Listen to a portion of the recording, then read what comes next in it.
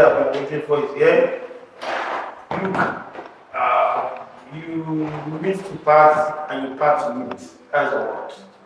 And I came across a wonderful woman with excellent words. Wherever I caught my attention someone last year, and I said, "Oh, when we are having a meeting like this, she must be part of us."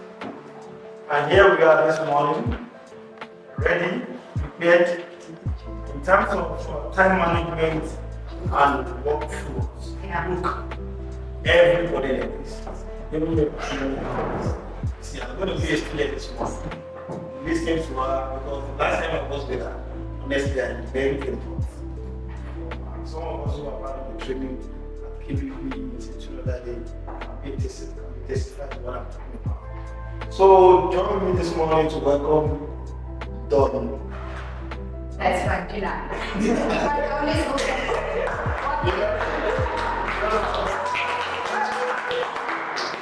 Ladies and gentlemen, what a privilege. I think it is of vital importance as real estate professionals that we upskill ourselves all the time.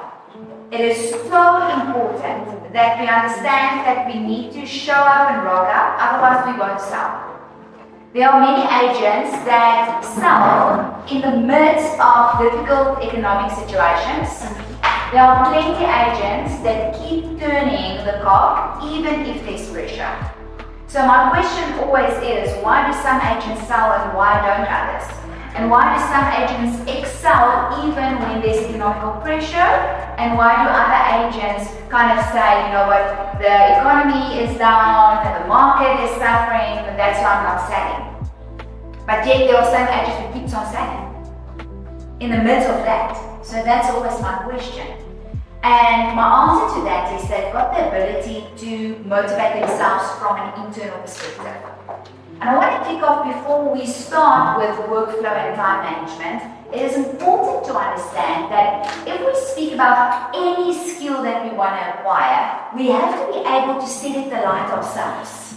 We have to, whatever it is, if it's communication, if it's time management, if it is client contacts, if it's managing my CRM, I need to be able to set myself alight. Otherwise, all those things will just be knowledge. I mean, you can have any bit of information ready right now, but if you can't upskill yourself from an internal perspective, you won't be able to put these skills in your pocket, right? So, what is motivation? Motivation is not a feeling. We have to understand that. It's not a feeling. It's not something that drops in our laps. It's not something that I can feed you this morning. I can't give it to you in that cup. I can't give it to you. You can't swallow it in a pill form, right? It's not something that comes from an external perspective. It's not a jacket that you put on or a jersey. Motivation, this is my definition. So if you forget everything I say today, remember this. Motivation is my ability to live my values even when I don't feel like it. Isn't that awesome? Yeah. It is my willingness, my ability to step up and live my values even if I don't feel like living those values. So my larger question to you today is, should I move this way if you can? I have a better reading. Is what's your ability when it comes to showing up, rocking up, and acting according to who you are, even if you don't feel like it, even when the pressure is on, even when you are moving into a new property, even when things, is unstable, you still rock up, show up, and live your values. Ladies and gentlemen, that's the largest question that you can answer today. And if your answer is a loud yes this morning, then I promise you what we're going to discuss the next hour and a half will be child's play. If you say yes to your values. Alright, so a neuroscience-based approach when it comes to workflow and time management is very important. Why? If we understand our bodies, we can understand how we need to react. If we don't know how we are designed, we will struggle to act accordingly. So I'm going to show you why you can manage your time. I'm going to show you why you can be effortless when it comes to workflow. Effortless when it comes to managing your energy.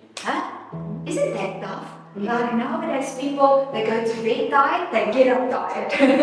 I meant to that, Yes. no, we go to bed tired, we wake up tired. But your body wants to respond and give you the energy so that you can complete every single task that you have to.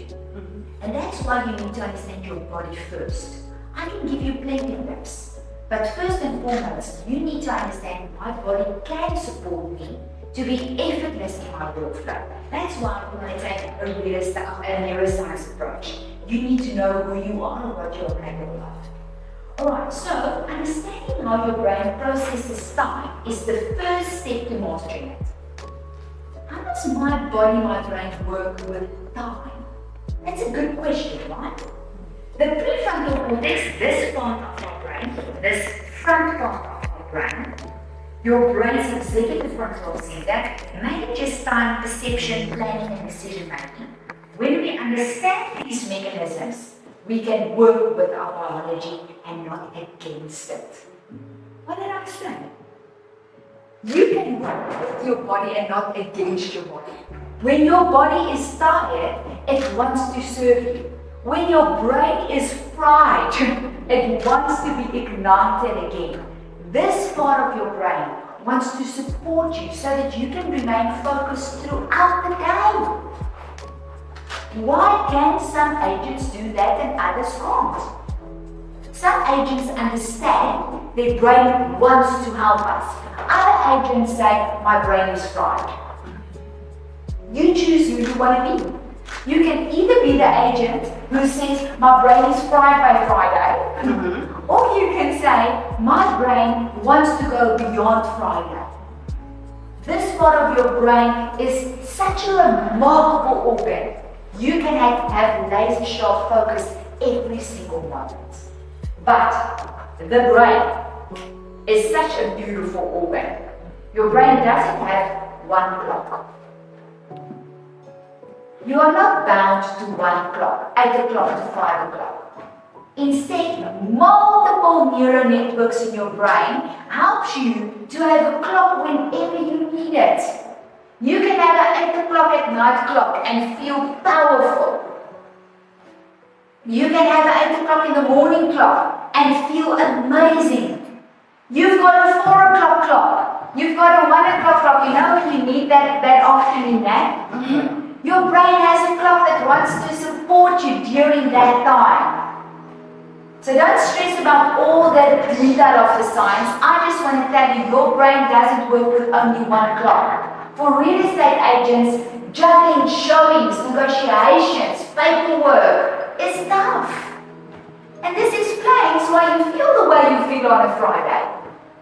You need to be so many things for those clients, right? You need to prepare homes. You need to convince them to sell the property. You're negotiating. You're price counseling. You're sorting out photos. Then you've got open houses. Then you need, it's a bizarre world that you operate in, am I right? Yeah. It's a crazy world. And now, yes, you've got a boss, but you're also your own boss. So you write your own paycheck. That's also daunting. If no homes sell, you don't have a paycheck, baby. Other people, they sit cozy, they get salary at the end of the month, not you. Isn't that world that you live in? And you've got plenty of balls in the air. So I want to ask of you the following. I want to ask of you to be excellent in managing your time. But before we can be excellent in managing our time, we first need to understand what is time. Does someone want to answer that question? What is time? Any guess? Don't think too deep, yeah. Okay? It's so simple. Time is a gift. It's a gift. And if we don't manage that gift, it's like taking a gem and flushing it down the toilet. Time is a gift. People who manage their time well understand that it's the single one of the most important thing that you cannot buy. If you speak to people on their deathbed, I promise you, if you ask them, what would you like more of? Do you think they'll say money? Do you think they'll say jewelry or cars? or property even. No, they'll say time. That's the thing that they'll want most. So if we want to manage our time, we need to understand that time is a gift and every moment that we waste is gone. It's gone. If we sit on our chairs and do nothing, that moment is gone. I'm not saying that you need to be busy bees all the time. I'm just saying if we scroll on Instagram or Facebook or TikTok for 2 hours and do absolutely bugger all, we're throwing away diamonds and flushing it down the toilet. So we cannot talk about time management if we don't understand that when we are going to lie on our deathbed, we're going to pray for more time. Time. What's your value that you put on your time? Do you value it? So what does the science say? People that manage their time well, listen to this. You need to understand that after an interruption, after you scroll on TikTok or Facebook or Instagram for no reason, it will take you 23 minutes to regain focus. Almost a half an hour. So if you sit behind your laptop, you're supposed to quickly follow up on leads, make those cold calls that you spoke about, and do some research on the properties in the area. If you sit and you allow your attention to be distracted by junk, it will take you a half an hour to regain focus. So what does that in actual fact mean? Say you scroll for 10 minutes or do nothing for 10 minutes. And it's going to take you 23 minutes to get back into the zone. You've wasted over a half an hour. Over a half an hour. That's what the science reveals. So we need to be laser sharp when it comes to what is distracting us. And I want to ask you just to answer that question in your own hearts. Not in your own minds. Did you hear me say something now? Don't answer that question in your mind. Answer the following question in your heart. What distracts you? Is it your thoughts? Is it social media? What distracts you? I want you to answer that question. And people that succeed, especially in the real estate world, understand that focus is crucial. Why? You don't have a boss that's over your shoulder all the time. You don't have a clock. Your time is relatively free, right? If you take 10 minutes extra at a viewing or at a listing, no one's going to shout. Your time is yours to a great extent, am I right? So the risk that you have to waste time is way bigger than someone that sits in an office with an 8 to 5. Because you can drift easily. You can drift easily. No one's going to shout if you take a 5-minute extra coffee break. Who's going to shout? Your time. So the risk is bigger for you, ladies and gentlemen. I want you to understand that. So, productivity loss. Multitasking reduces productivity by up to 50% and increases errors by 40%. What does that mean? Agents often think that they have to multitask. I need to find the client, I need to upload the photos, I need to check how many hits I have. No. Today, can I give them permission not to multitask? If you multitask, if you are busy with more than one thing at a time, your productivity decreases by 50%. You make mistakes. So what am I telling you now? I want you to take one thing at a time and focus on one thing at a time. If you're taking photos, I don't know whether you take your own photos or not, or are you the photographer, Mr. Gadget at the back there, I don't know. But if you're uploading your photos, you focus only on that. If you are cold calling, you focus only on that. If you cold call, ladies and gentlemen, I want you to listen carefully. You put down if you phone from the landline, you phone from your cell phone. Yes. You close all other tabs. You move away from your computer. And you only cold call. You know how many agents cold calls me? Plenty. So agents do a good job. But you know, I can hear if they're not focused on me. It's just a tick box to tell someone, yes, I phoned 10 potential sellers today. It's just a tick box. You know how many times I press the red button on my phone when an agent phones me? 90% of the time. I hang up on the call. 90% of the time. Because I can hear they're not interested in me. They don't even ask me, how am I doing today? Is your property in the market? Are you interested in selling? That's how they just jump into it. Introduce yourselves. I can hear that their attention is divided. So if you cold call, you put down everything else. You close your laptop, you close your books, you close Facebook and WhatsApp, and you close it, and you focus on the client on the other side because they can feel you. Those agents that phone me and say, hey, Nay, I'm from X Properties. How are you today? I'll listen. I won't press the red button. See, tonight I'm really looking for stock. You've got a beautiful property, and I know you might not want to sell, but why don't you just save my number if you want to sell? Can you hear me? You need to be present. If you're multitasking, you lose productivity and you make mistakes. If you upload those photos, oh my goodness, make sure you understand the property before you upload. Make sure you understand. But if you are multitasking, you're WhatsApping on the one side, uploading pictures on the other side, trying to call on this side, you make mistakes. And you know what I see?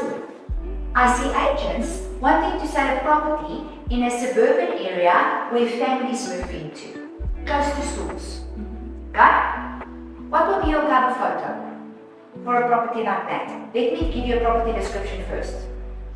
3 bedrooms, 2 bathrooms, double garage, small swimming pool, and open plan kitchen, and a relatively large garden. And in the garden is a football net.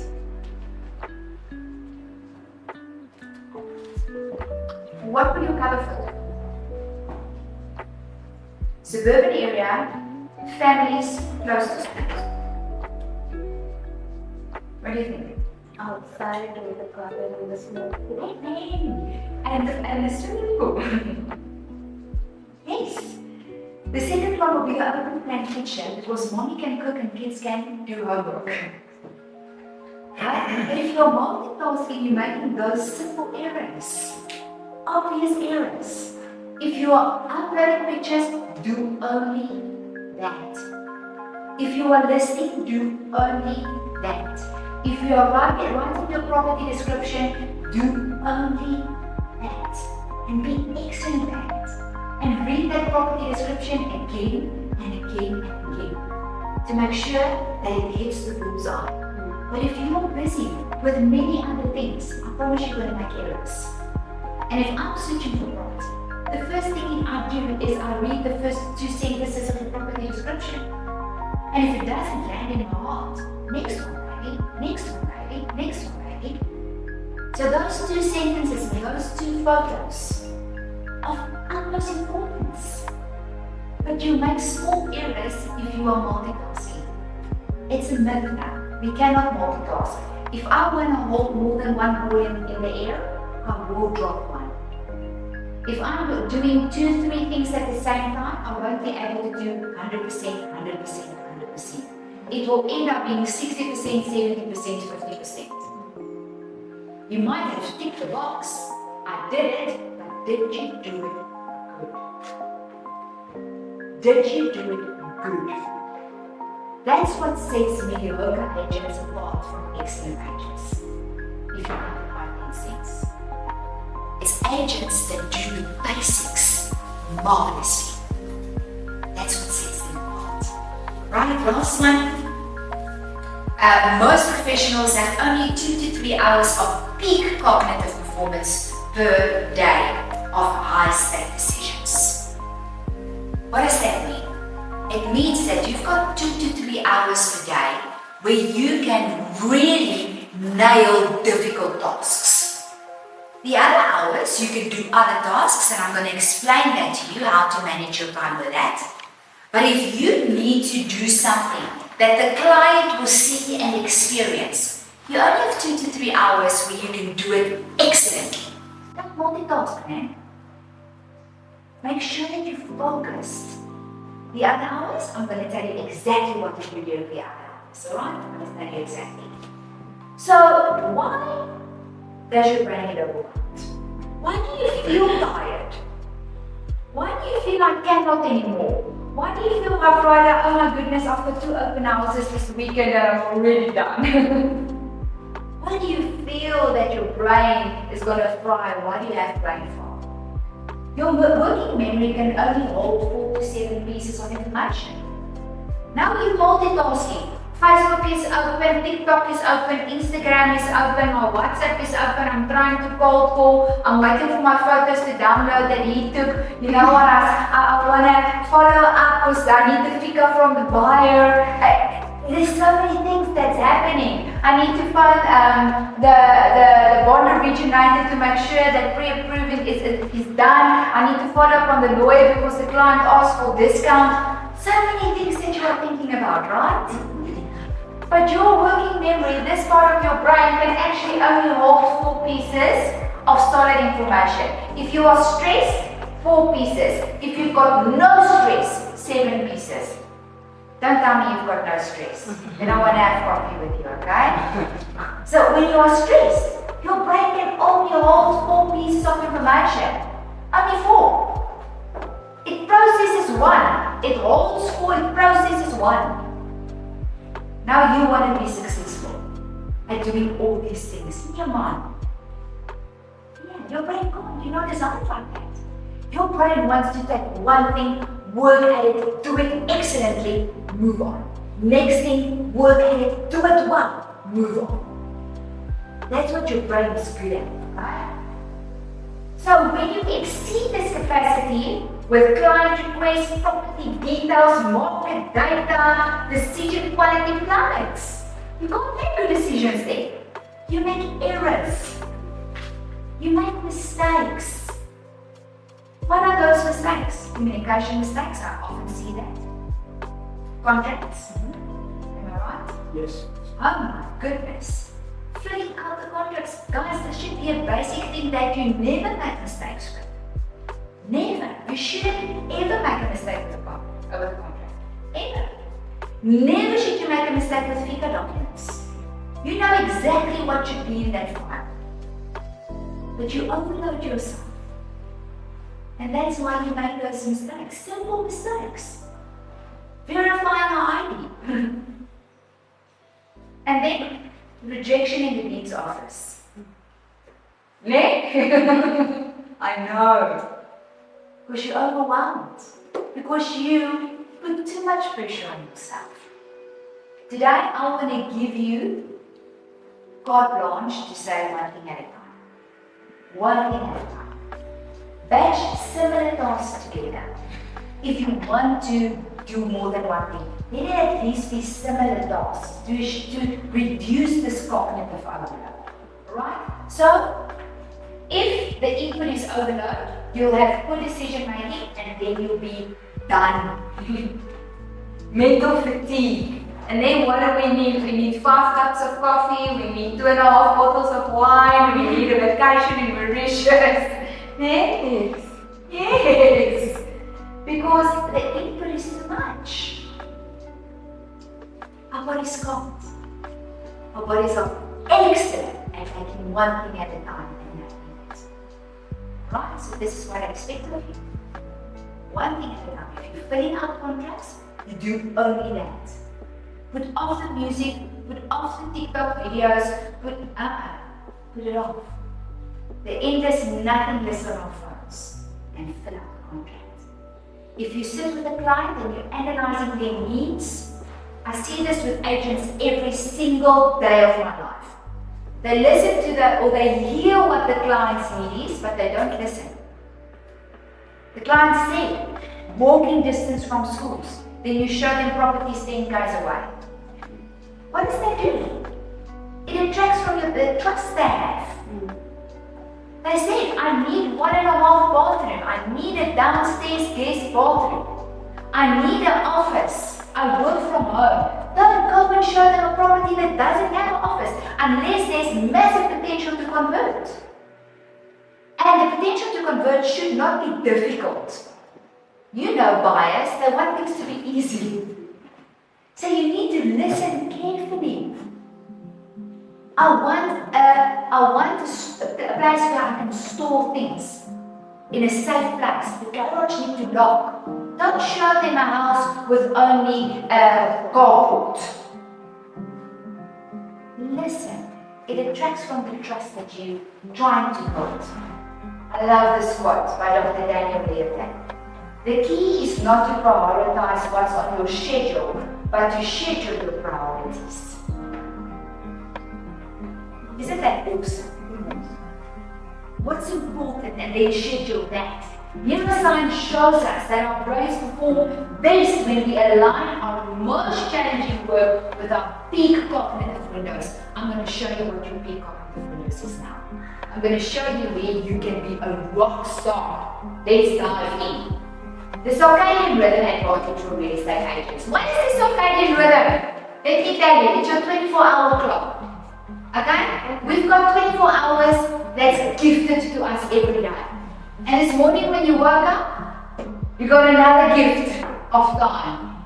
And this 24 hours is the gift that we have every single day. Aren't we blessed? Isn't it amazing? This morning I got up and there was a bit of rain, and then we drove through the rain, and just as I got into Pretoria, there was this beautiful pink sunrise and the clouds above. Thank you, Lord, for this gift of time. And that gift is within you. And your circadian rhythm profoundly impacts your cognitive performance. You need to understand your body. You need to understand the clocks that's inside of you. Let me explain to you. Alright, so take a look at this graph. You wake up and you got up at 4 this morning. 4 o'clock, I got up at 4:45. Okay, you wake up. Check your peak performance. When are you at your best in your circadian rhythm? 9 o'clock. This is where you peak. You peak again between 4 and 6. What does this mean?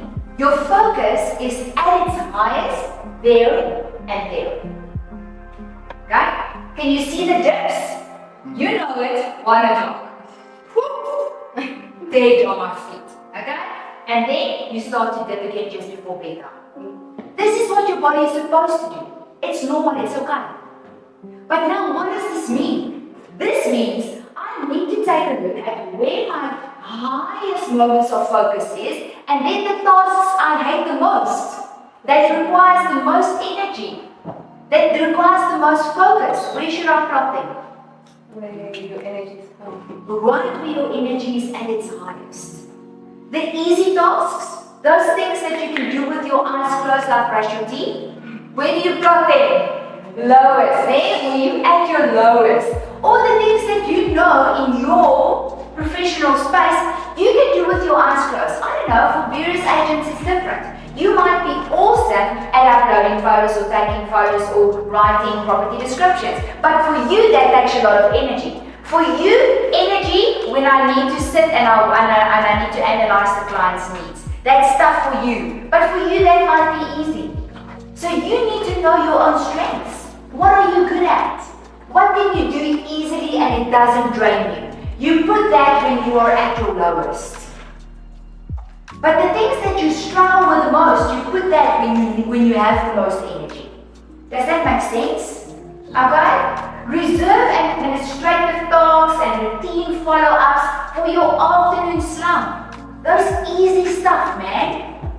Just the following follow-up WhatsApp. What did you think about the property? Do you want to take a second glance at it? Does that take energy? No. You do those follow-ups when you are slumpy, when you don't feel energized. Maybe it's just a quick follow-up with a bond originator. Hey, is it pre-approval through? That doesn't take a lot of energy. But you need to schedule it. Where's the diaries? Ladies and gentlemen, thank you. I'm not like physically speaking, like where's the diaries? Smart people populate their diaries. People that take things on the fly, they say diaries are for fools. Show me the diaries. Populate it. Be a cut above the rest. How many agents currently in Pretoria in 20?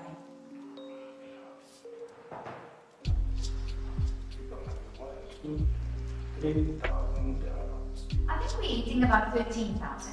So it's crazy the amount of agents. I mean, and they pop up everywhere. They do. Before you know it, shit, like new real estate and a new, yeah. And I love innovation, and I still believe there is a space for every single agent in Tshwane. I believe it with my entire heart. This Metropod is just expanding. It's bursting through the seams. There are agents that are selling average 5-6 properties per month in Tshwane. They are. They're making mega bucks. And they do it every single month. Check their diaries. Check their diaries. It's populated. They understand the skill of time being a gem. They understand it. Okay, so let's break it down into your tasks. Alright? So, morning, high stake works. Remember, 9 o'clock you are on it unless you had a late night, eh?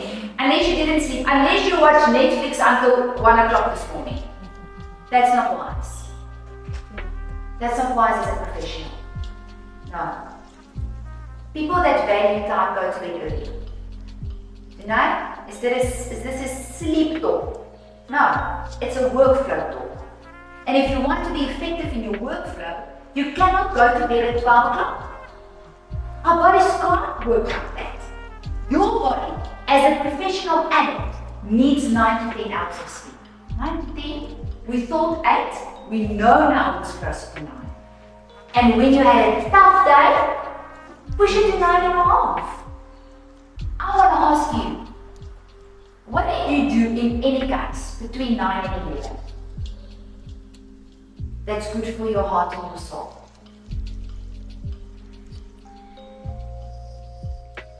Anything? Between 9 and 11 that's good for your heart and your soul? Most people, if they're awake between 9 and 11, is busy with junk. Watching television programs that doesn't serve your heart. Scrolling endlessly on platforms that doesn't build you, but breaks you down. So if you can tell me to know between 9 and 11, I pray, I fast, I exercise, then I wouldn't have a different conversation, okay? But if you're in any case busy with nonsense between 9 and 11, drop it and sleep. Now what happens when you sleep? Your body cleans itself. All those old cells, all those toxins, all those cells that needs to be digested and discarded of, it happens when you sleep. And then tomorrow morning, new cells, less toxins, right? So morning, we want the high stake, okay? Contract negotiations, oof, that's tough. Price counseling, isn't that tough? Everybody thinks their property is worth more than what it is. Everybody. That's draining task. You do it right here. Strategic client presentations. This is what you do at 9 o'clock. I'll send you this presentation. You can have it with love. Thank you so much. And work through it again. Yeah. Midday, client interactions. Property showings, networking events. This is what you want midday, okay? So you want people because people oftentimes energizes you. Alright? You want the relationship building, the social events, Tell KBB you want to come and eat soup in the winter, midday. I'll tell them they must invite you. Right? This is what you want midday. Lunch, soup for midday. They make good soup. Right? Afternoon administrative tasks, email responses, paperwork, scheduling, your client relationship management. Guys, let's stop at CRM. You have it. Yes. Do you use it? you populate it? Do you populate it well? Or is it only populated with birthdays and property anniversaries? Those are the obvious things. Every single agent populates their current duration management system with birthdays and property anniversaries. Are you every client or every agent? No, you're something else. So come on. We have a central system Yes. that someone is assigned to it. Okay. Oh, so one single person is assigned to it. That's Okay, awesome. So I just want to give you some tips that you can populate it with. I love just asking the clients, what are their hobbies? In an informal discussion. Maybe they like soccer, maybe they like tennis, maybe they like Formula One, maybe they like cooking, né? And then if there's a Formula One event, you just pop a WhatsApp. Whoever manages is the CRM, tells the agent, listen, your client loves most Formula One, just tell them enjoy the race this weekend. Yeah? Big soccer match coming up. Hey, are you also watching the game? I'm glued to my TV. So have a column hobbies. Have a column children. When it's November, you send them a message. I know the kids are writing exams, good luck. Okay, so expand that CRM. It's going to save you time and it's going to build trust. And then evening, next day preparations, reflections on wins. Now do the things that doesn't take a lot of energy. So do you understand your clock? Your clock wants to serve you there, and there. This is not wasted time. This is not wasted time. That's why I said your body doesn't only have one clock. Your body wants to serve you everywhere. But you need to understand that you can be productive even if you are young. If you schedule the right tasks. But if you schedule the wrong tasks, if you put a high energy task here, your body won't serve you. Make sense, ladies and gentlemen? Good. Alright, so then we need to understand that if we slot our tasks in the right spot, your body wants to give you dopamine. Dopamine is that hormone that you get when you eat chocolate, or drink the cup of coffee, or watch a funny video on, I don't know, whatever platform, okay? Then you feel a bit of energy, right? That's dopamine. But if you get dopamine from chocolate or coffee or Instagram, it's actually toxic. Why? You get a spike and then you dip. You get a spike and then you dip. You get a spike and then you dip. But if you get dopamine from being successful, it gives you dopamine that's sustainable. It keeps you right there. So if you land a deal, they sign it, registration, oh my goodness. You get dopamine, that's a lack of feeling, right? Yeah, that's a lack of feeling. Property registered, open the champagne. You get dopamine, but that lasts long. Does it last longer than chocolate? Yes. Does it last longer than a TikTok video? Yes. Yes, because it's related to success. When it's related to success, where you put in effort and hard work, the feeling will last longer. If you slot your work schedules in the right space, you'll have more success and you'll have more dopamine. It's the brain's motivation molecule. I can't give you that. I can't give you the motivation molecule. I can't mix it into your morning coffee. Only your body gives it to you. But then you need to be very deliberate in your scheduling so that you can have more success, so that you can have more dopamine, so that you can be more motivated. Yes? Yes. So that you can be more motivated. It's up to you. 100% your responsibility, not mine. Okay? It's essential for drive, focus, goal achievement. Understanding how to trigger healthy dopamine release can transform your daily productivity and long-term success in real estate. Our body gives us dopamine when we act according to our values. Sustainable dopamine. Look at this. If this is the gland that gives you dopamine, okay, in your brain. It's a gland. If you eat chocolate, it goes like this, shoops, and it gives you a bit of dopamine. If you drink coffee, shoops, a bit of dopamine. If you watch a TikTok video or some other junk thing, zoop, a bit of dopamine. But if you reach success, it does this. It's not only a small dose, it's enough to sustain you. But we thrive on these small things, eh? A quick video, a lekker piece of chocolate, a full glass of wine, a third cup of coffee. I do that too. And it's not healthy. It doesn't serve us. Then we want to go to bed by 1 o'clock in the afternoon, okay? That's what happens. We want to go to bed at 1 o'clock. Can I give you some stats? Listen carefully. 4% of you, 4% of those of you who sit here, will take what I say and run with it and be successful. 4%. 23% will take it for a month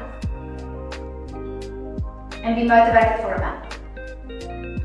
Okay, 23%. About 57% will take it and be motivated for a week. Yeah. Okay? So 43% of you will only take it for a day. Why do I have a job? If those are the stats. So my question is, who's going to be part of the 4%? Who's it going to be? It's Kosta. I love it. I love it. That's what the stats are saying. The 4%, what can they do? They can generate their own motivation. They can fill up their own diaries. They can be innovative. They can experiment with many other ways of how to attract clients. They build relationships in this area. How long have you been in this property? This one right here? 2 months. Yes. 2 months. Okay? Who knows where the local car wash is? Have you spoken to them yet? Yes. High five. On the way to the bus. Did you give your car to the local car wash? No, unfortunately not, because we're not talking about property, but we're getting there because we're trying to know most of the people here. Super, super. You go, you give them your card, and you negotiate with them that if someone, you give them a card and you tell them, for every 10th wash of a client that comes, you pay 50% of that car wash. And then the client knows, whoever washed their car knows, you paid half of their car wash. Who knows where the best coffee spot is in this area? Yes, it's your business card with them. Go, you give them your business card and you tell them, here's an opportunity. You pay 50% of every 10th cup of coffee if a client comes for the 10th cup of coffee. But then that coffee mug is branded with your logo. I can give you many tips, okay? But this is not a marketing session. But what I am telling you is the 4% will know the area. The 4% will go and do the work. The 4% will drive and look for themselves. Where can I spot the boards the best? Where should the ad be? Which lamppost is the most exposed? Okay? You must know this area. I know it well. Ne? Yes. 2 months. I want you to know this area like the back of your hand. You know the schools in this area. Those are like the rawest place where you can mine clients. Schools. Huh? Yes. And in a sunny day, when it's like a hot, you buy cheap lollipops. Ne? Those cheap ice lollipops. They cost $1. And then when it's very hot, you take your cooler and your flyer and you say, I hope you have a cool day. Phone me if you want to sell your property. Okay? I'm not saying you have to do that. I'm saying, are you visible? Are you there? And do you know the area? You need to connect with every single organization in this area. Yeah. Agreed. Absolutely. You must know all the businesses. You must know the printing businesses. You need to know every single business in a kilometer at least radius from this property. Yes, they must know your name. You must build relationships. When you eat out in this area now. You drink coffee in this area. And you become the local expert in this area. You know who is the closest. What is a kwekerij when you buy plants? Florist or a man and plants that you plant. Nursery. You know the nurseries. Why do you know the local nurseries? Listen carefully. Good agents have good relationships with local nurseries. You can tell me why. Handovers, when we are handing over keys of property to a client, that's most of what our gifts are made up of, an arrangement of flowers. 100%. But say you sell a property, but you want to just enhance the property a bit.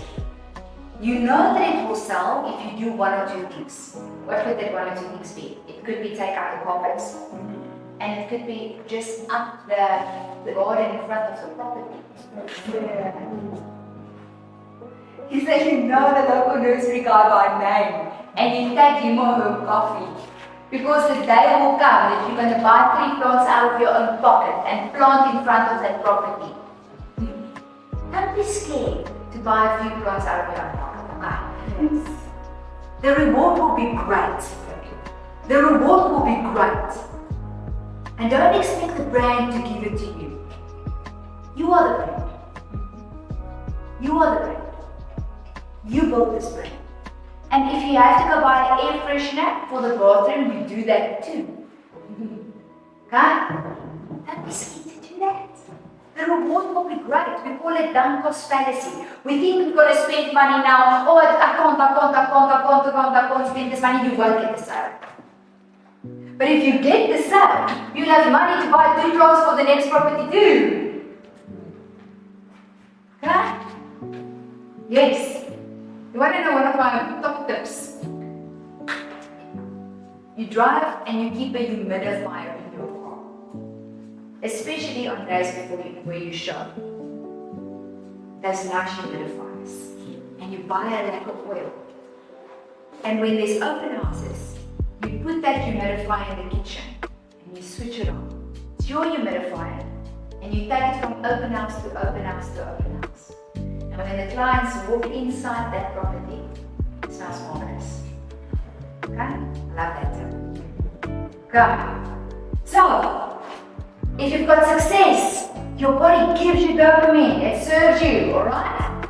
So, why small wins matter? These small wins matter. It matters if you've got a new listing. It matters when you position your photos correctly on your site. It matters if your flyers are printed in a proper way. It matters that your business card matches your email signature. It matters. Why does it matter? Each completed task triggers a dopamine release. Why does it matter that you send your emails in the morning or when you say you're going to follow up that you follow up? It matters because your own body benefits. So agents, listen carefully. Your body needs to benefit before the clients. If your body doesn't benefit, the clients won't benefit. If you are not well, the clients won't do well. If you are not filled up and motivated, you won't sell. So if you do all your emails in the morning and the task is completed, your body rewards you. It rewards you. And it creates motivation for the next action. I did it, now I can do it again. What is the first action that you do on a daily basis? What's the first task that you complete?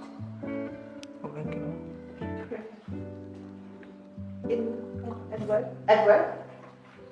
At home? The first task. What do you think? Can I just give the guy behind the camera a high five? Can you say that out loud, please? Your bed. You make your bed, please. That's the first task that you complete. And you rinse your cup of coffee. You rinse it.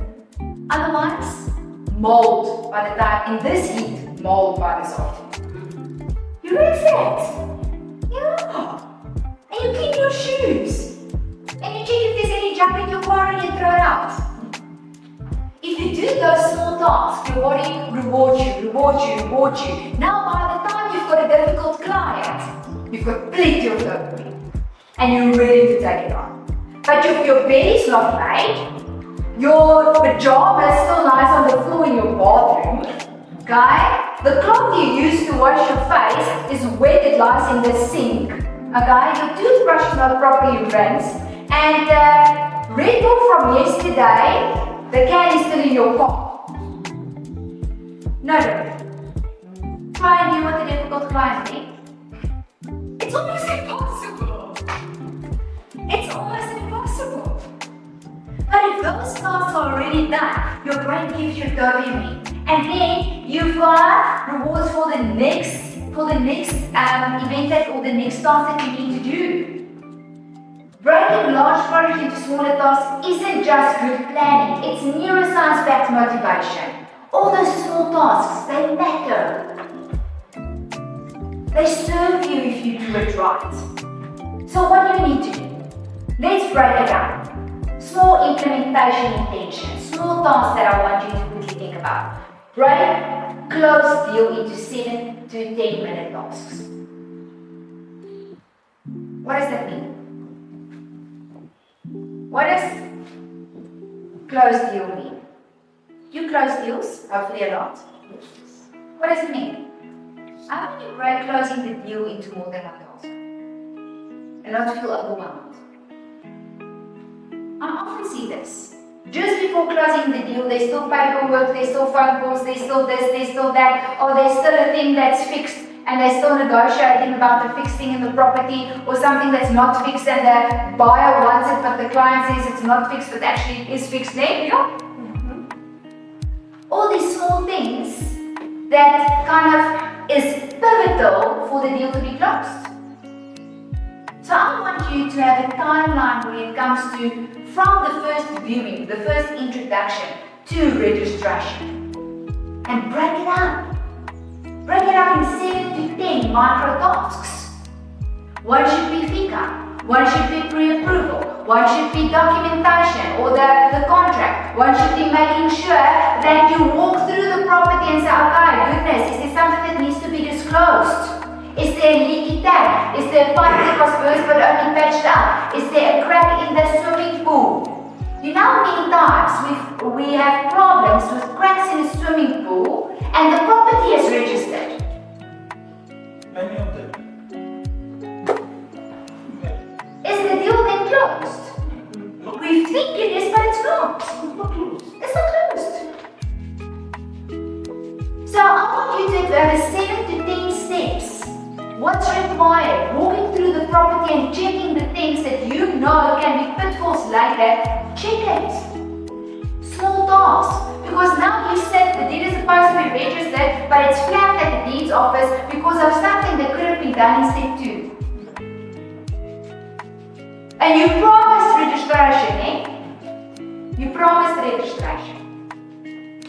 Right? Small things. What's fixed? What's not fixed?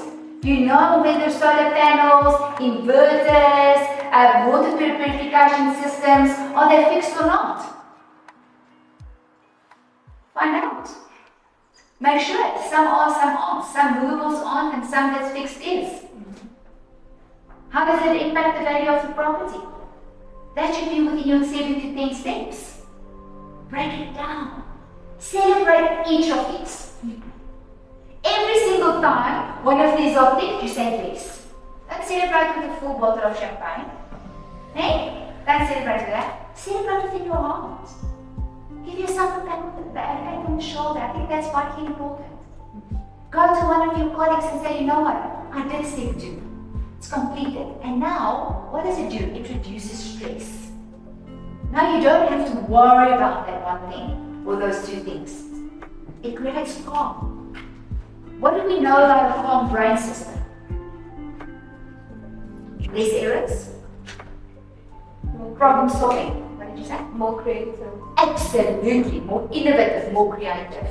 But you know, if there's still 3, 4 things that you need to do, how do you feel? no space for creativity, no? No, that's the last thing on the list, okay? Celebrate that. Use a visible progress tracker for your listings. You have that? Well done. Keep it going. You can fall behind fast. Keep it going, okay? Schedule 15-minute wins between larger tasks. Schedule wins. Has anyone ever told you this? If you completed a large task, okay, I want you to celebrate. Take 15 minutes and celebrate.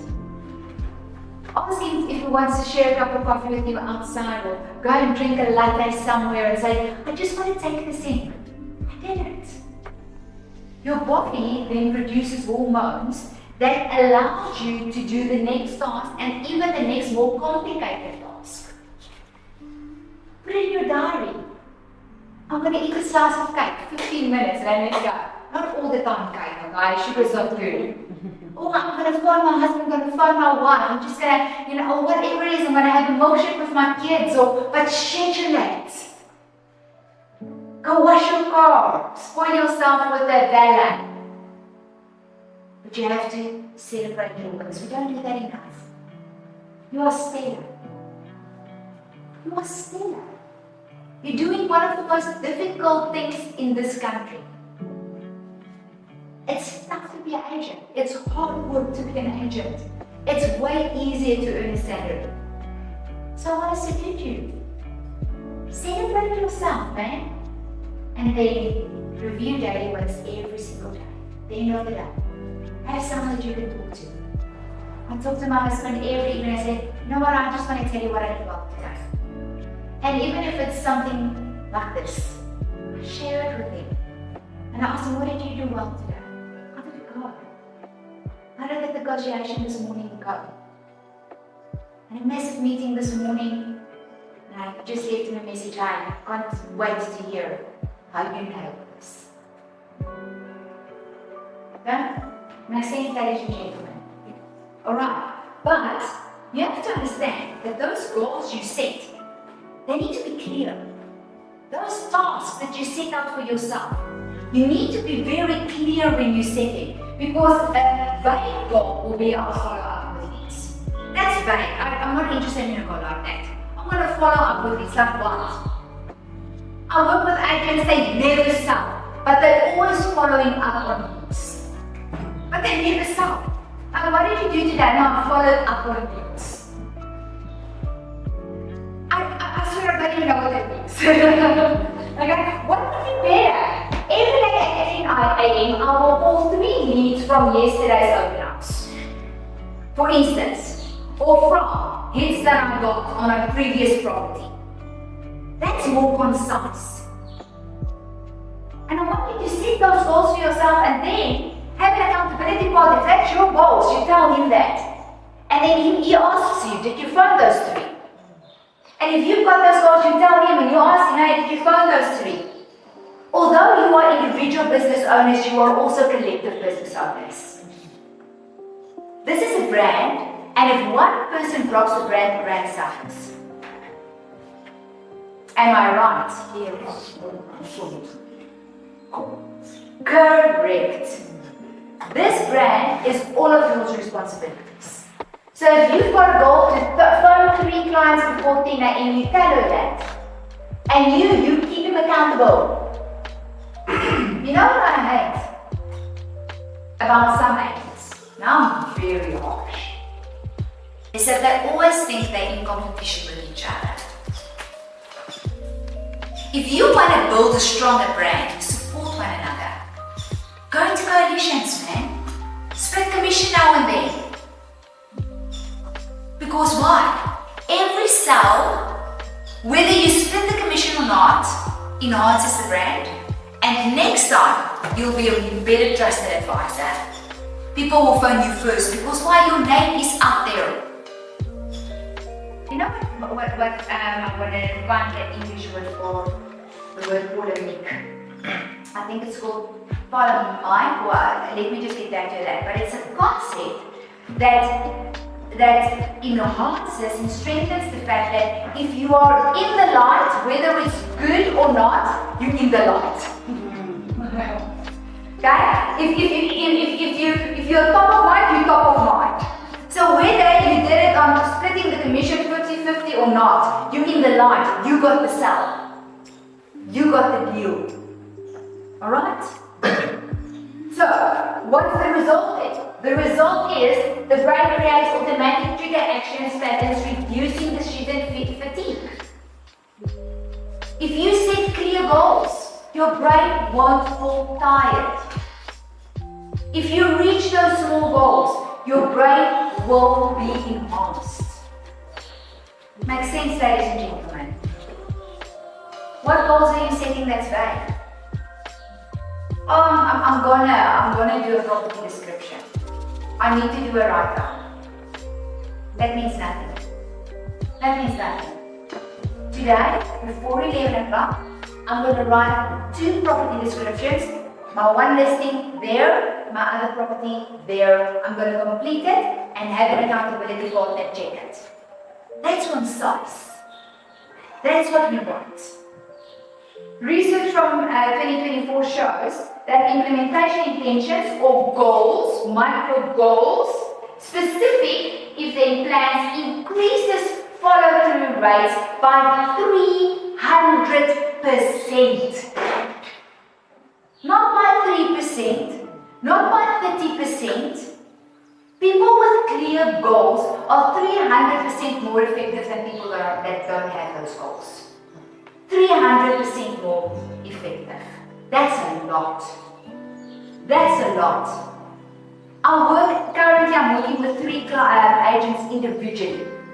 I want to see their diaries on a weekly basis. I want to see exactly what they planned. I want to see their goals in detail. Because I know then they're going to hit the lights out. By 300% compared to those who've got vague goals. Oh, I'm going to follow up on leads. Oh, I'm going to think about marketing tactics. What does that even mean? I'm going to think about marketing tactics. No! I'm going to go into ChatGPT. I'm going to put in the location where I primarily operate. I'm going to ask ChatGPT what type of people live here, what are the hobbies of these people in this area, and then you're going to curate a marketing strategy. That's not vague, is it? That's way better. But I'm going to think about marketing strategies. No. Feed ChatGPT. This is the area, what's the prime hobbies, what do people eat in this area, what do they like, what are the cars they drive, and then you plan your marketing strategy. Because if you know they drive those cars, you know that they will wash it often, and then who do you target? The car wash. If you know that the average age of the people in this area is lower than 30, what do you know? Young kids. What do you target? Spur with a playground. And you go and hand out your flyers there. That's not vague, is it? Are you catching my drift? Yes! Awesome. Discipline is choosing between what you want, between what you want now and what you want most. What I want now, I want to sleep. What I want the most, moolah in my bank account. Yes. Property sold. Properties that's not on the market for longer than 90 days. Guys, if property is on the market for longer than 90 days, you change your marketing strategy now. But you don't then think of a marketing strategy. You already have the strategy and then you mix it up after 90 days. You cannot have a property on the market for longer than 90 days. It breaks down the brand. If this agency has properties on the market for longer than 90 days, buyers don't like that. And sellers neither. Why can't you sell a property within 90 days? There's an agent in Pretoria East. He tells his sellers, give me a week. If I don't sell your property, go to another agent. Don't give me a mandate, just give me a week. I call that confidence.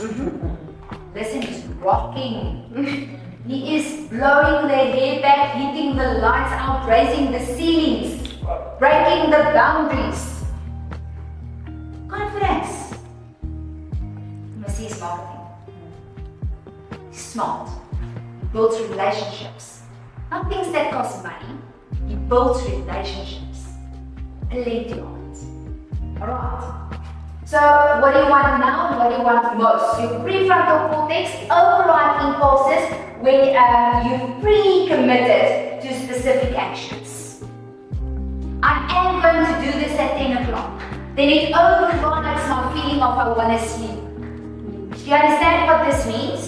If you pre-decided something, the feeling that you are now experiencing, it will be overridden by the decision that you put into your diary.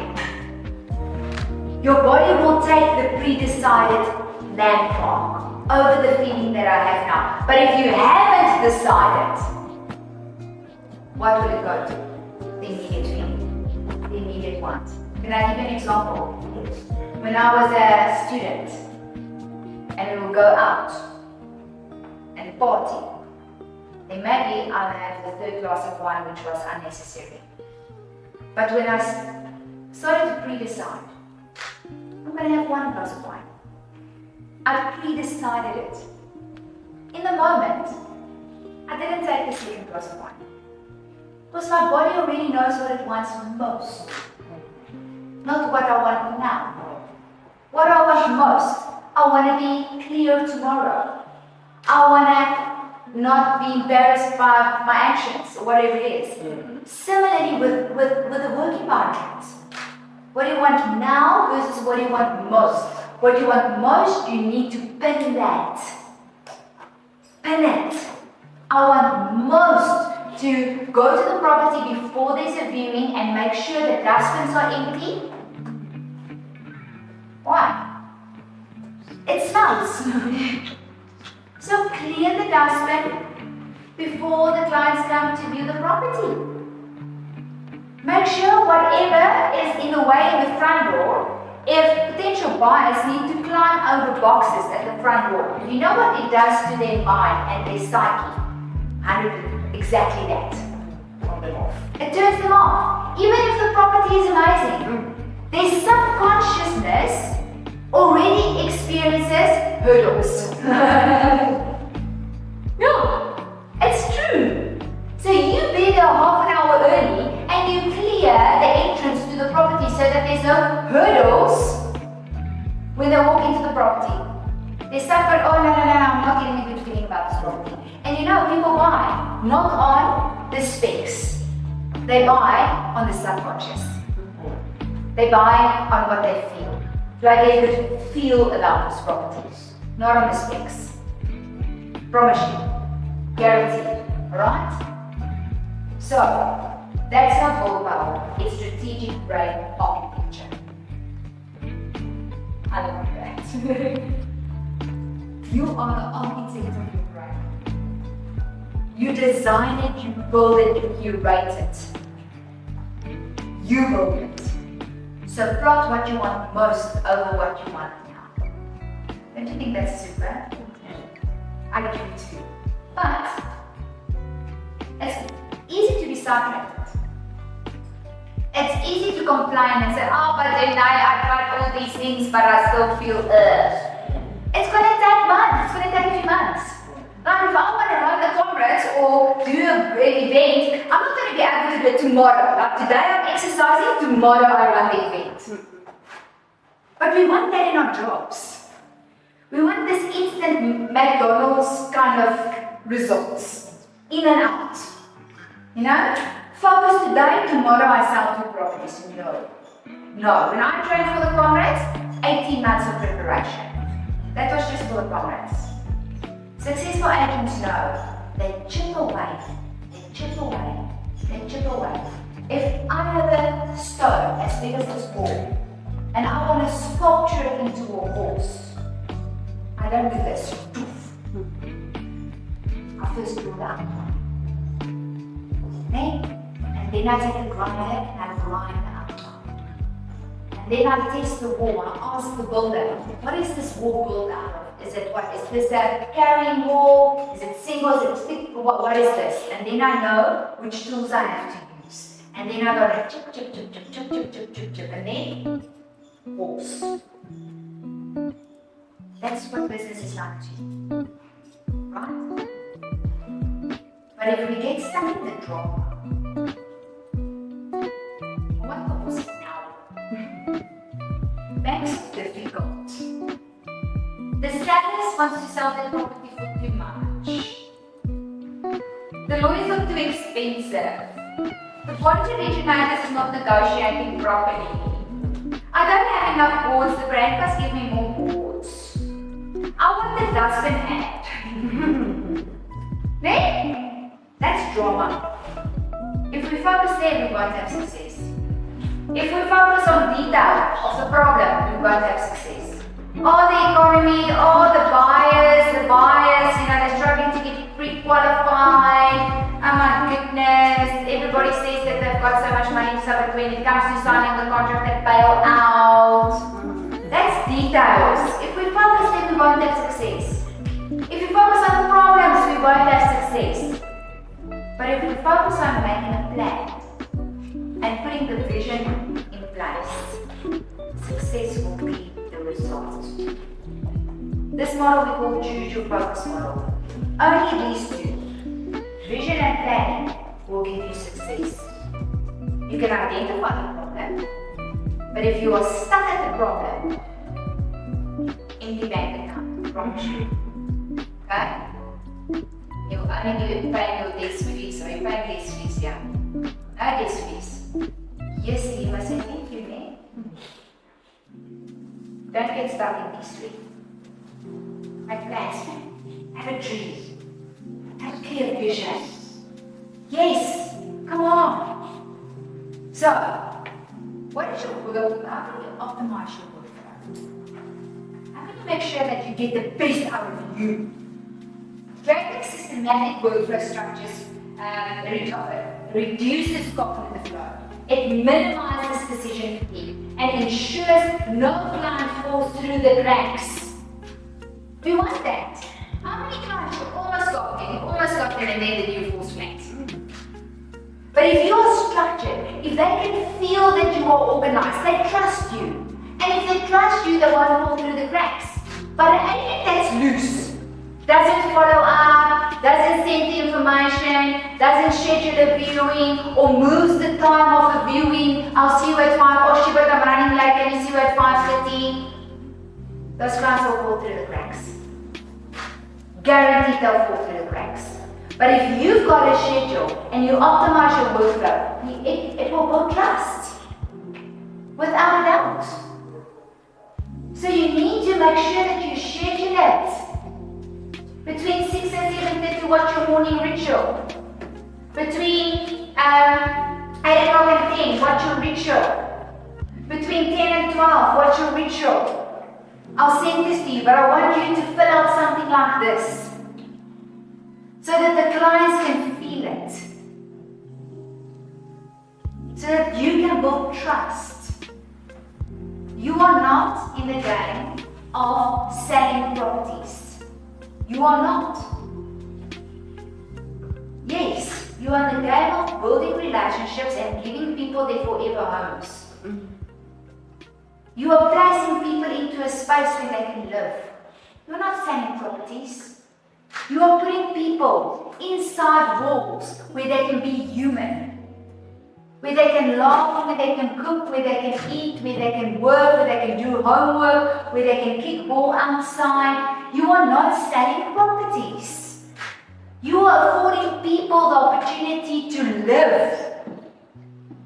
And I want you to grasp that. You are not selling properties. You are giving people the opportunity to live. That's a different mindset. So let's take a look at systematic prioritization. Number 1, we call a master list. This is my to-do list system. Okay? I love this. Number 1, master list. Everything you need to do eventually. I want you to break down that into a mental RAM. That's number 1. This is how you build your workflow. Everything that you need to do, I want you to break down that every single week. Number 2, 7 priority items every week. You do that on a Saturday or a Sunday. What's my priority for this week? And you write it down. If it's not written down, it won't happen. I promise you that. And then the third one is daily actions. Non-negotiable daily actions. That when do you do that? When do you write down the daily actions? Before noon the previous time. What am I going to do tomorrow? How am I going to action on that? This system reduces fatigue by 60%. Just this. Number one means you just sit and you think. That's number one. Let's make it simple. You sit and you think and you kind of just dump it in your own mind. Number two is you write down your weekly things on a Saturday or a Sunday. Number three is every noon you write the to-dos for tomorrow. Successful realtors do not waver from this. Guaranteed. Thinking weekly, daily. And this can happen every day, can happen once a week. Think about when you're in your car, when you drive. Think about what you have to do. Dump it in your mind. Just add it to your RAM. If you don't do this, promise you sell one property every second or every third month. Do we want that? No. Do you have a goal around how many properties you want to sell each month? I hope it's very clear. So this is a delegation matrix. And you need to think, what are those things that you can automate that you don't have to do? What can you give to someone? What's the administrative task? What can you automate? What can just do the work in the background? Like some CRMs that just sends out messages, right? You have to have a category of tasks that's automated. Email sequences, social media scheduling, does it just go, right? Is that completely in place? And do you keep it updated or who keeps it updated? Because you should not be spending your time on automated stuff. This should not drain you. Then you need to think about section 2. What do you need to delegate? What's not your responsibility? What should someone else do to make your work life easier? To make your daily scheduling easier? Do you have a column of things that you delegate? Or are you just doing everything? You're not supposed to do everything. Okay? Find someone that cleans the carpets before viewing. If you have to. Find someone to drop a bunch of flowers. What can you delegate? But if you don't know what there is to delegate, how are you going to delegate? What can be delegated in your space? I think you should give more responsibility to the sellers. Give them a sense of pride of their property. Really, give them a sense of pride. Most clients just want to sell, sellers. They just want to sell and they don't care. But if you can foster a sense of kind of pride and trust, and you know what, this was my home, I'm proud of it, then you delegate some of that responsibility to make sure that the dustbin is emptied out. But how will you get them to do that? Relationships. Tell them, sure, you looked after your property so well during the last 20 years. I can just imagine that you had a stellar few years in this property. Wow, I can feel the love in this property. And then if you build that relationships, the day before the viewing, you can give them a ring. Say, oh, I'm bringing some potential buyers to your lovely property. Why don't you just go through this following tick list in preparation for the buyer to love this property? What did you hear me say? Did you hear my tone? Did you hear my words? Then send them a tick list. You know, just the basics of preparation for a viewing. Yeah, clear out the dustbins, make sure the bathrooms, if the buyer wants to use the bathroom, is nice and tidy with the air freshener, and make sure the dishes are washed. You can do the basics. Okay, just give them that tick list. Delegate that. But if you don't know what you can delegate, you won't delegate and you will be overloaded. Okay? So maybe something that you can brainstorm, right? What is there to delegate to whom? Alright. It can be on a weekly basis, it can be on a bi-weekly basis. What is there to delegate? Do you put up your own boards, or is it something that can be delegated? Just as an example. As an example. Right, and then what do you need to take? Action. What's yours? So automate, delegate, dominate. Dominate is yours. You run with the dominating tasks and you do it good. Do the basics better. So client consultations, right? Negotiations, relationship building, strategizing, high value networking. Okay? That property, you want to sell it, you know, many agents have tried, but they're not getting it done, but you want that property. That's yours to work on, right? Delegating, you can see, staging basic research, photography, etc. What can you delegate? Automate, delegate, dominate. Look at this. Your time is worth 1,500 to 3,000 rand per hour as a top agent. This is what the market is saying. Per hour. So if you waste it on stuff that could be automated or delegated, you are wasting 1,500 to 3,000 rand per hour if you are doing stuff that you're not supposed to be doing. You should be doing delegation of dominating. This is where you should be operating. If you're wasting your time here, 1,500 flash, 1,500 flash. This is what the market is saying. Anything that can be done for less should be automated or delegated. Protect your high value activities fiercely. Do what you are supposed to do.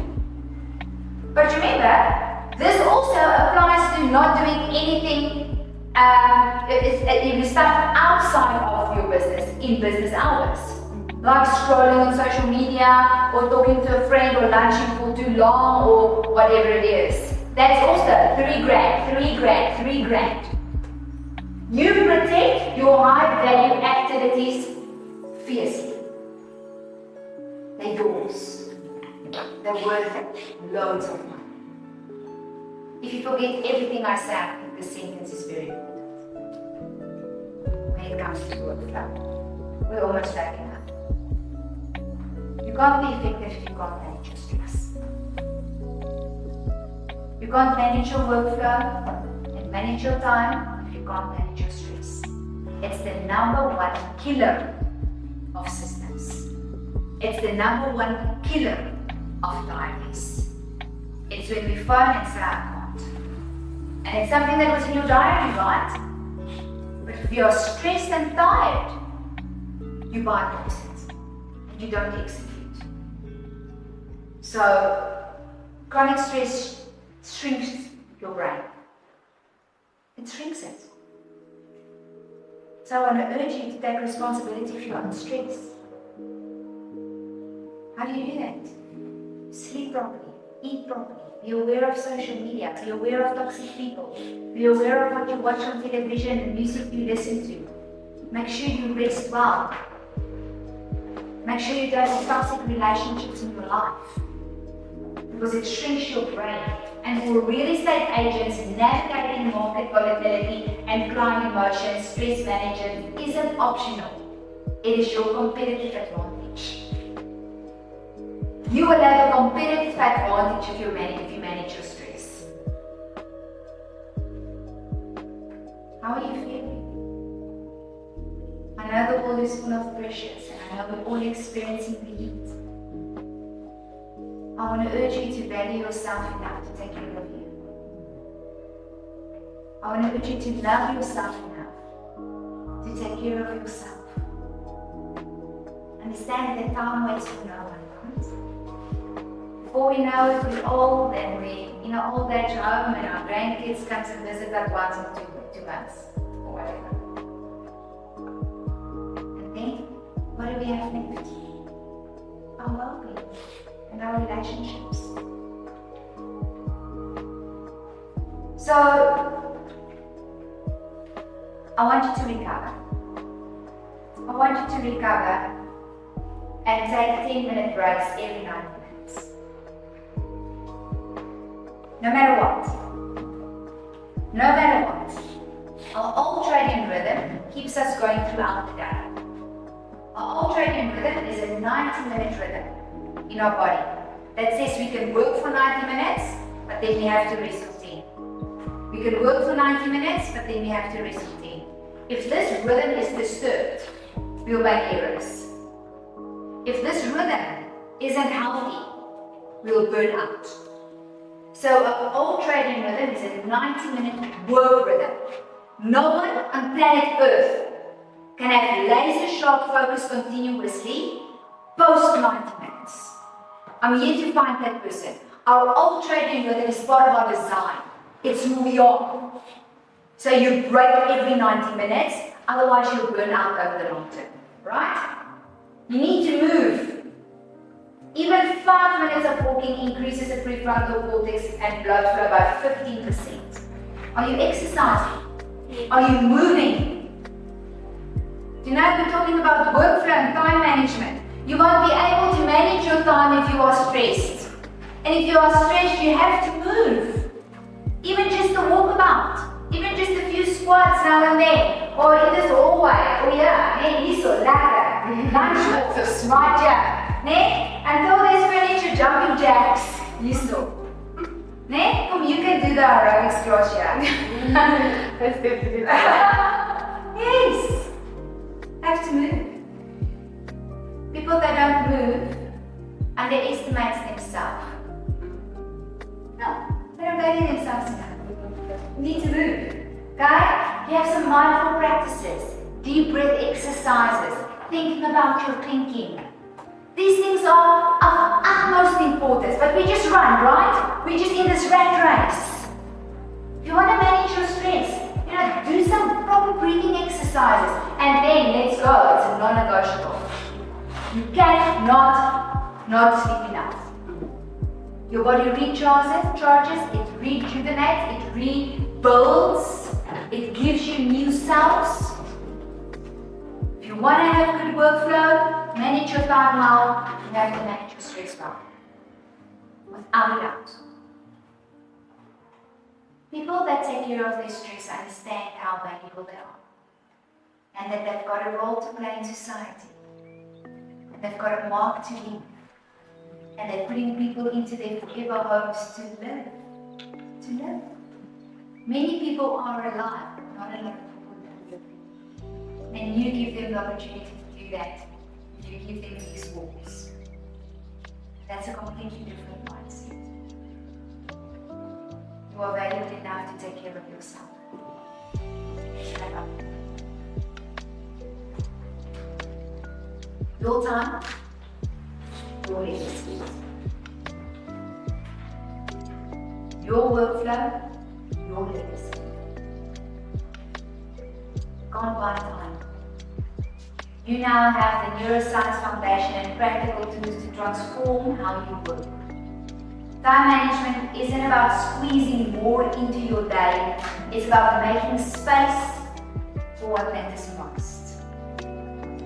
Your brain is your most valuable asset. Protect it, optimize it, and watch your real estate career soar to unprecedented heights. Unprecedented heights, unmatched. The future belongs to those who understand that doing less with focus beats doing more with distraction.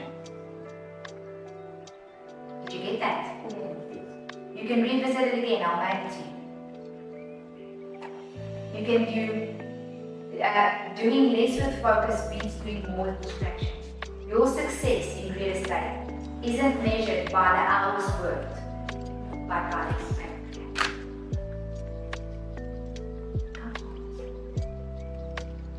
Thousands and thousands of realtors. Thousands. Just in 20. What will set you apart? But also what you excuse not to. What you excuse not to. We've got a super brain. We've got people that invest in you. We've got a growing economy, by the way. A growing economy. You don't believe that. We've got banks that's heading in the right direction, I believe with my entire heart. We've got a country where people that immigrated is going back to. Yes. So the opportunity is ample. We've got investors from a real estate perspective developing the outskirts of every single major city in this country. There's a place in the sun for everybody. So now you go and blow the heat back, get the lights out, raise the ceilings, blaze the trails, and sell the properties, man. Okay? Got any questions?